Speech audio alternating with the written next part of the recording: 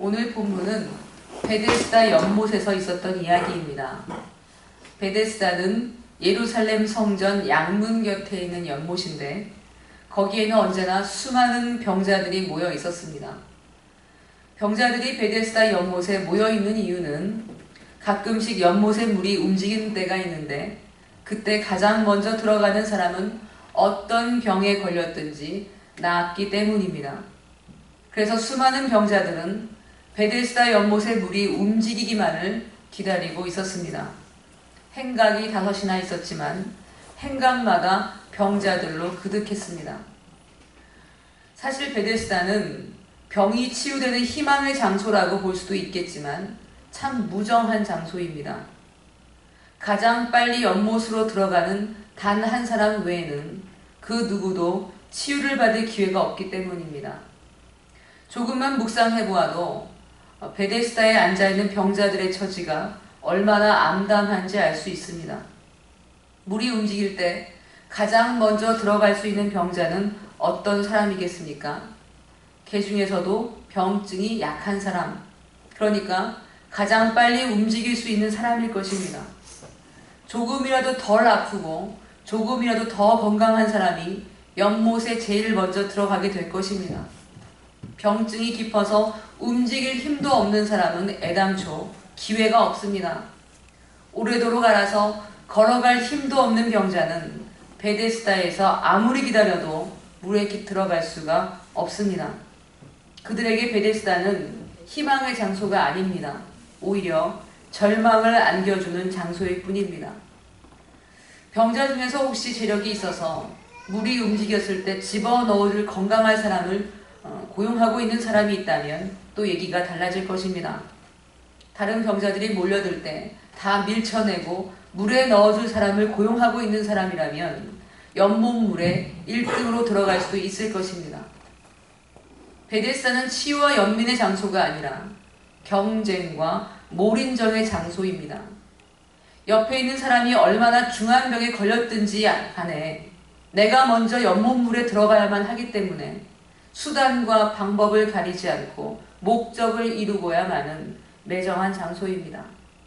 베데스다란 가장 힘있는 1등 외에는 그 누구에게도 절망만 안겨줄 수밖에 없는 매정하고 무정한 장소인 것입니다. 저는 사람들이 왜 이곳에 계속 남아있을까 생각해 보았습니다.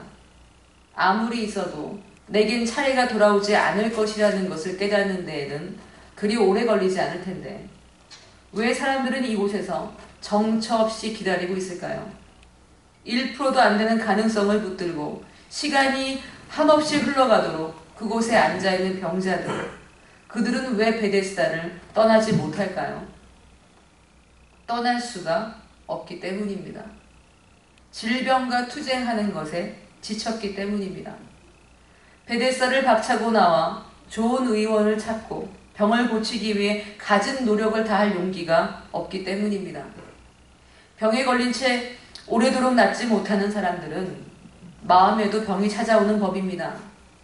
약을 써봐도 용한 의원을 찾아가 보았어도 소용이 없는 병 앞에서 한없이 무기력했던 기업들이 용기를 앗아갔기 때문입니다. 돈이 없는 병자들의 심정은 더 말할 것도 없습니다. 어차피 베데스다를 떠나봐야 할 수 있는 것은 아무것도 없습니다.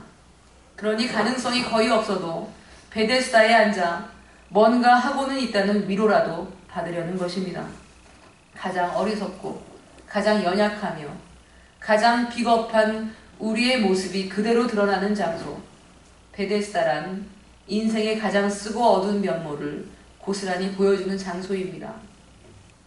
이 무정한 곳에 예수님이 찾아오셨습니다. 예수님의 눈에 띈 사람은 38회 동안이나 앓은 병자였습니다. 이 사람이 38년 동안 아팠는데 베데스다에 온 지는 얼마 되었는지 정확하게 알 수는 없습니다. 그러나 아마도 꽤 오래 그 자리에 있었을 것입니다. 38년이면 이미 질병과 투쟁하는 것에 지쳤을 만한 시간이기 때문입니다. 이제 나을 수 없다는 절망이 거의 믿음이 되어 있는 심약한 병자였을 것입니다. 진작 베데스다에 들어와 있었을 것입니다. 이 병자는 스스로 할 수 있는 일이 없었습니다. 예수님이 이 병자에게 내가 낫기를 원하느냐 물으시니 병자가 이렇게 대답했습니다. 7절입니다. 병자가 대답하되 주여 물이 움직일 때에 나를 못에 넣어주는 사람이 없어 내가 가는 동안에 다른 사람이 먼저 내려가나이다. 저는 방금 읽은 병자의 말에서 깊은 아픔을 느낍니다. 이 말은 이런 심정을 담고 있는 것입니다.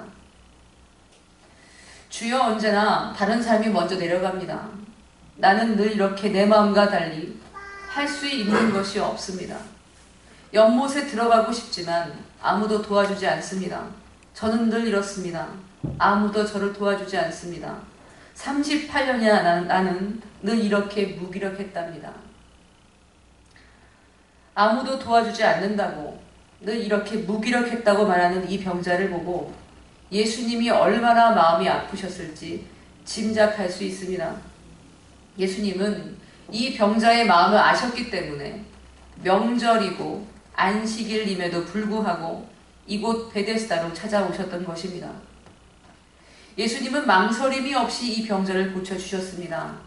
안식일이든 명절이든 예수님은 이 오래도록 고통당한 형제에게 바로 치유를 선포하신 것입니다.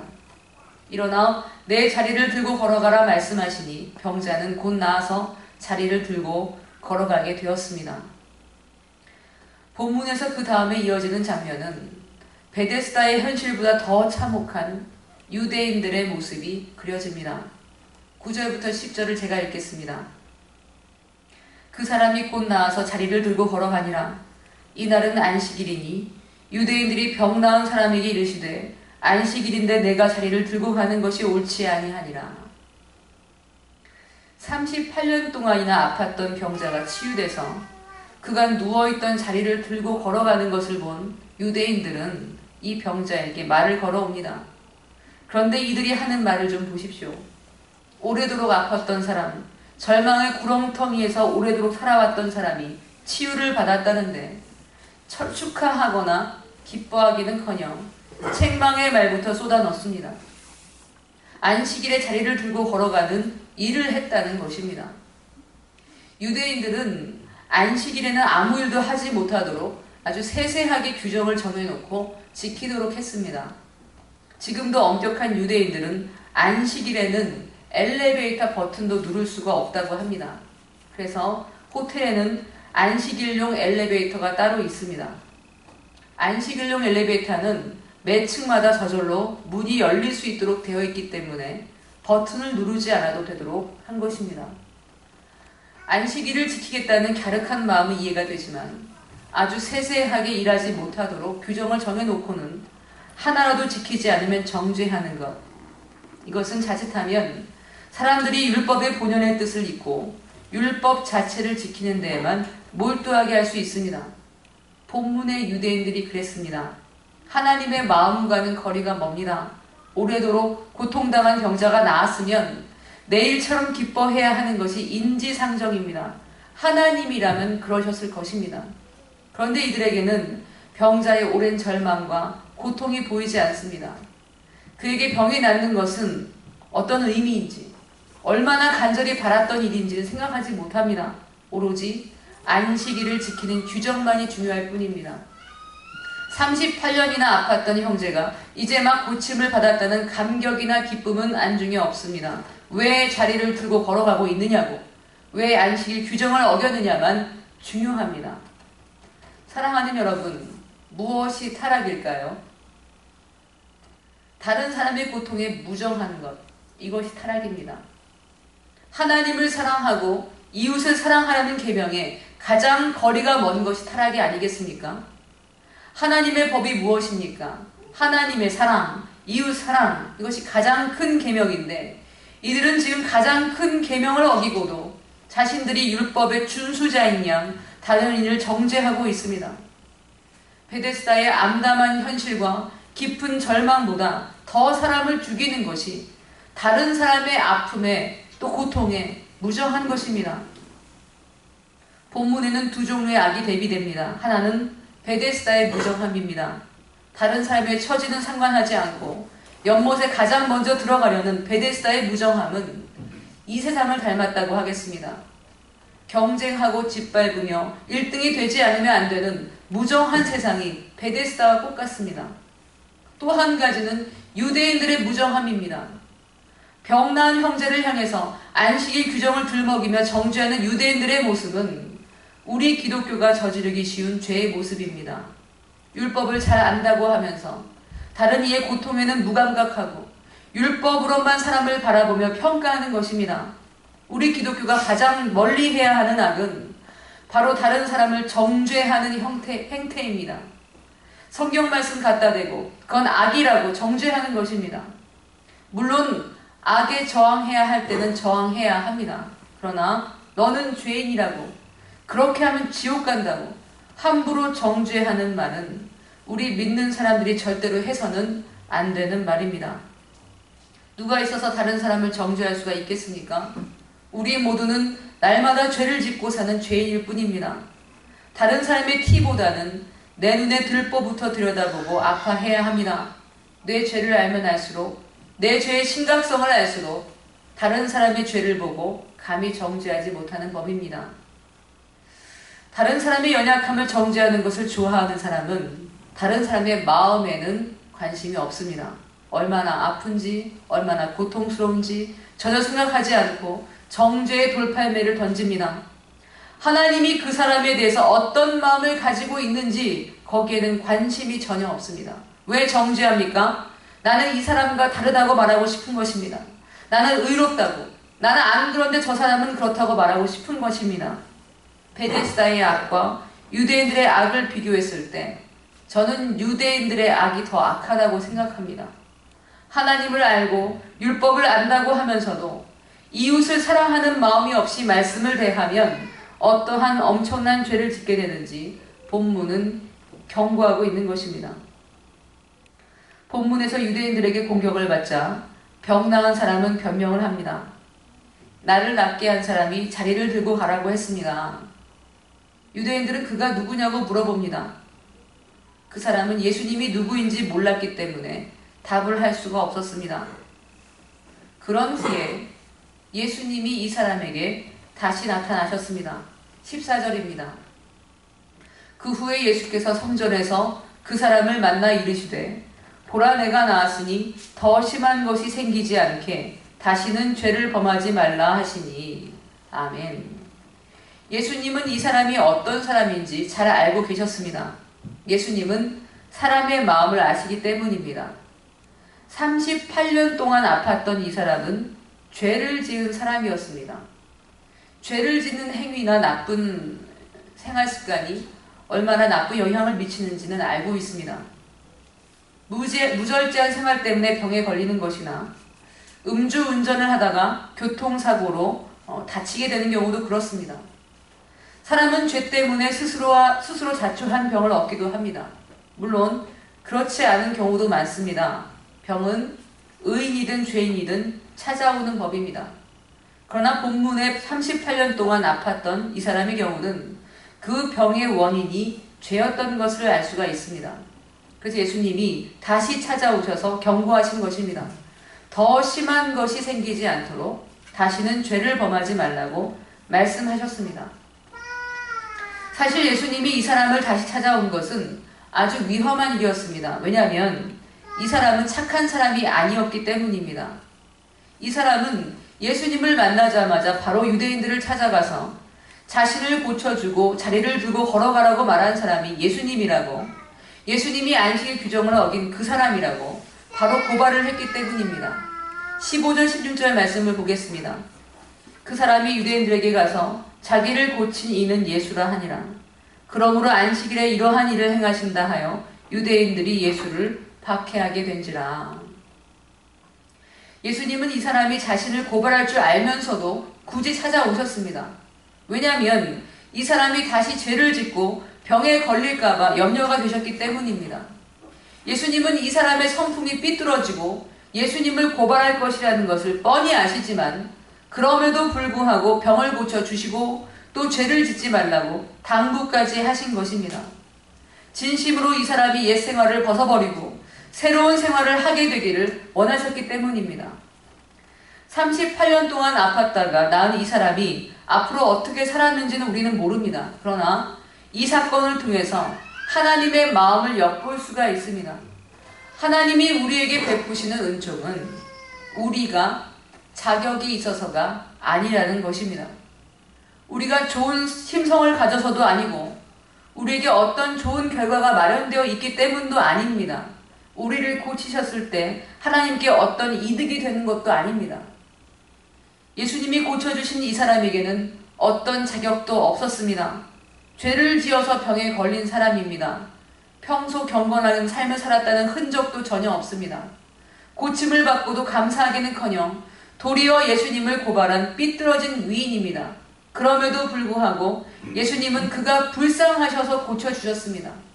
베데스다에서 오래도록 절망하며 고통받던 한 사람, 이 사람이 어떤 사람인지는 중요하지 않으셨습니다. 그저 고통당하고 아파하는 영혼에게 예수님은 긍휼한 마음을 가지신 것입니다. 복음서에 나오는 치유기사들을 보면 예수님께서 병자를 불쌍히 여기셨다는 말이 자주 등장합니다. 마가복음 1장 40절에 41절은 이렇게 말씀합니다. 한 나병 환자가 예수께 와서 꿇어 엎드려 간구하여 이르되 원하시면 저를 깨끗하게 하실 수 있나이다. 예수께서 불쌍히 여기사 손을 내밀어 그에게 대시며 이르시되 내가 원하노니 깨끗함을 받으라 하시니. 아멘. 마태복음 20장 34절도 이렇게 말씀합니다. 예수께서 불쌍히 여기사 그들의 눈을 만지시니 곧 보게 되어 그들이 예수를 따르니라. 아멘. 누가복음 7장 13절도 이렇게 말씀합니다. 주께서 과부를 보시고 불쌍히 여기사 울지 말라 하시고. 아멘. 불쌍히 여긴다는 말은 내장과 창자를 가리키는 명사 스플란크나에서 파생된 말입니다. 불쌍히 여긴다는 말은 오장 입구가 끊어진다는 말하고 똑같습니다. 애간장이 탄다 이런 말입니다. 우리를 불쌍히 여기는 예수님의 마음은 뱃속 깊이 아파하며 영혼이 온통 흔들릴 만큼 고통을 느낀다는 말입니다. 예수님은 애간장이 높고 창자가 끊어지듯이 단장지혜를 느끼며 우리를 불쌍히 여기시는 분이십니다. 우리가 수도 없이 주님을 배신하여도 우리가 수도 없이 주님을 외면하여도 주님은 끝까지 우리를 불쌍히 여기시고 사랑하십니다. 주님의 사랑을 믿으시기 바랍니다. 주님이 우리를 불쌍히 여기신다는 것을 믿으십시오. 우리가 자격이 있어서가 아닙니다. 성품이 좋아서가 아닙니다. 선행을 많이 했기 때문도 아니고 말씀들을 준행했기 때문도 아닙니다. 그저 우리가 자녀이기에 그저 고통받고 아파하기 때문에 불쌍히 여기시고 건져주십니다. 여기서 한 가지 더 볼 것은 예수님은 베데스다에 있는 사람들을 전체를 고치려고 하지 않으셨다는 것입니다. 우리는 세상을 고치려고 있는 사람들이라기보다는 그곳에 있는 사람, 한 사람, 지극히 작은 자를 불쌍히 여기려고 있는 사람들입니다. 우리가 세상을 바꿀 힘은 없습니다. 그것은 하나님께서 역사를 통해서 하나님의 섭리 가운데 하시는 일입니다. 우리는 아무런 능력이 없습니다. 그럼 우리는 무엇을 해야 합니까? 예수님처럼 불쌍히 여기는 것. 지극히 작은 자를 불쌍히 여기는 것. 그 한 사람을 품어주는 것. 그 사람이 나를 정죄하고 그 사람이 나에게 어떤 해를 끼친다고 하여도 그저 품어주고 보살펴주는 것. 어떤 대가도 바라지 않는 것. 그것이 우리 믿는 자가 해야 될 일이라는 말씀입니다. 예수님은 베데스다에서 그런 모습을 우리에게 보여주신 것입니다. 사실 예수님은 안식일에 병자를 고치는 일이 허다하셨습니다.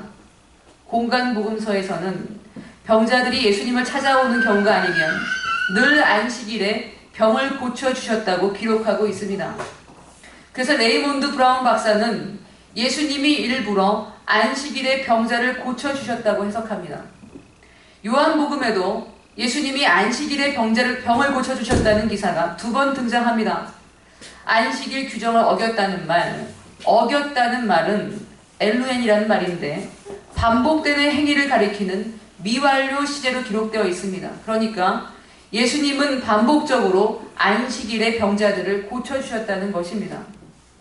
예수님은 안식일의 병자를 고치는 것이 얼마나 예민한 일인지를 아시면서도 안식일의 병자를 고쳐주셨습니다. 일부러 그렇게 하셨습니다. 왜 예수님은 안식일의 병자를 고쳐주셨을까요? 안식일의 참된 의미를 알려주고 싶으셨던 것입니다.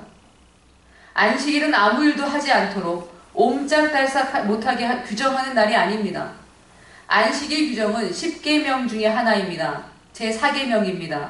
10계명은 출애굽기와 신명기에 2번 등장하는데 특별히 안식일에 관한 규정은 그 의미가 명확하게 나타나 있습니다. 출애굽기 20장 21절을 제가 읽겠습니다. 이는 엿새 동안에 나 여호와가 하늘과 땅과 바다와 그 가운데 모든 것을 만들고 7째 날에 쉬었습니다. 그러므로 나 여호와가 안식일을 복되게 하여 그 날을 거룩하게 하였느니라. 아멘. 출애굽기에서 안식일 규정은 하나님의 창조와 관련된 규정입니다. 엿새 동안 하나님이 모든 것을 창조하시고 7째 날에 쉬시면서 7째 날에 복을 주셨다고 말씀합니다. 왜 안식일을 지켜야 합니까? 하나님의 창조 사역을 기리는 것입니다. 모든 이에게 생명을 주시는 하나님의 창조를 기억하는 것입니다. 신명기에는 이렇게 기록되어 있습니다. 5장 15절에서 너는 기억하라. 내가 애굽 땅에서 종이 되었더니 내 하나님 여호와가 강한 손과 편팔로 거기서 너를 인도하여 내었나니 그러므로 내 하나님 여호와가 내게 명령하여 안식일을 지키라 하느니라. 아멘. 신명기에서 안식일 규정은 하나님의 구원과 관련된 규정입니다. 애굽 땅에서 종이 된 너희를 인도하신 하나님을 기리라는 것입니다. 그러니까 출애굽기와 신명기에서 말씀하시는 안식일은 하나님의 창조와 구원을 기리며 묵상하는 날입니다. 그래서 일하지 않고 하나님을 묵상하는 것입니다. 일하지 않는 것에 초점이 있는 것이 아니라 이날만큼은 일에서 벗어나 하나님을 기억하라는 말입니다. 주님이 주시는 복을 누리며 안식하라는 뜻입니다. 출애굽기 20장 8절부터 10절에는 이렇게 말씀합니다. 안식일을 기억하여 거룩하게 지키라. 엿새 동안은 힘써 내 모든 일을 행할 것이나 7째 날은 내 하나님 여호와의 안식일인즉 너나 내 아들이나 내 딸이나 내 남종이나 내 여종이나 내 가축이나 내 문 안에 머무는 객이라도 아무 일도 하지 말라. 아멘. 안식일에 할 것이 무엇입니까? 안식일을 기억하고 안식일을 거룩하게 지키며 또 나머지 엿새 동안은 최선을 다해서 열심히 일해라. 이것이 바로 안식일 규정입니다. 엿새 동안은 최선을 다해서 자신의 일을 하고 안식일에는 하나님을 기억하며 그분의 창조와 구원을 묵상하고 복을 누리라는 말입니다. 그래서 하나님은 안식일에는 특별히 복을 부어주셨습니다. 창세기 2장 3절에는 이렇게 말씀합니다. 하나님이 그 7째 날을 복되게 하사 거룩하게 하셨으니 이는 하나님이 그 창조하시며 만드시던 모든 일을 마치시고 그날에 안식하셨음이니라. 아멘. 복을 주신다는 동사 바라크는 생명을 준다는 말입니다. 안식일은 생명을 누리는 날입니다. 그렇기 때문에 앉은 베이가 걷고 소경이 눈을 뜨며 기머거리가 듣고 38년 된 병자가 낫는 생명사역이 안식일에 이루어지는 것이 마땅하다는 것입니다. 예수님은 안식일의 주인으로서 이날의 창조와 구원, 생명을 주시는 하나님을 기리며 그리스도의 생명으로 살아가도록 결단하는 날임을 보여주신 것입니다. 유대인들이 생각한 것처럼 아무것도 하지 않도록 억압하는 날이 아니라는 말입니다. 지금 우리도 마찬가지입니다. 안식일을 우리는 주일로 지킵니다. 예수 그리스도께서 부활하신 날을 주의 날로 삼고 거룩하게 지키는 것입니다. 주일은 휴일이 아닙니다. 주일은 노는 날이 아닙니다. 주일은 하나님께 예배하며 하나님이 하신 창조와 구원 사역을 기억하고 주님이 주시는 생명의 복을 누리는 날입니다. 더 잠을 자고 더 놀러가는 즐거움을 누리라고 허락된 날이 아니라 엿새 동안 분주하게 많은 일을 했던 우리가 주일만큼은 다 내려놓고 하나님과 함께하는 시간, 그래서 우리가 회복되는 시간이 주일인 것입니다. 주일을 지키라는 말씀은 10계명 중에 하나입니다. 절대 가벼운 말씀이 아닙니다. 그렇다고 해서 주일은 억압을 받는 날도 아닙니다. 하나님의 복을 누리는 날입니다. 생명을 얻는 날입니다. 예수님께서는 안식일에 병자를 낫게 했다고 공격해오는 유대인들에게 다음과 같이 말씀하셨습니다. 17절입니다. 예수께서 그들에게 이르시되 내 아버지께서 이제까지 일하시니 나도 일한다 하시네. 아멘. 하나님 아버지께서 안식일에 일하시니 나도 일한다. 무정하고 배신한 세상을 향해서 예수님은 말씀하셨습니다. 내 아버지께서 일하시니까 나도 일한다. 우리 믿는 자의 삶은 예수님을 따르는 삶입니다. 그 삶은 이웃의 아픔을 불쌍히 여길 줄 아는 삶입니다. 내가 불쌍히 여기고 도와준 그 사람이 설사 나를 배신하고 정죄한다고 하여도 내 아버지가 일하시니 나도 일한다 말씀하신 예수님처럼 그저 하나님이 기뻐하시는 일이기에 만족할 줄 아는 삶입니다.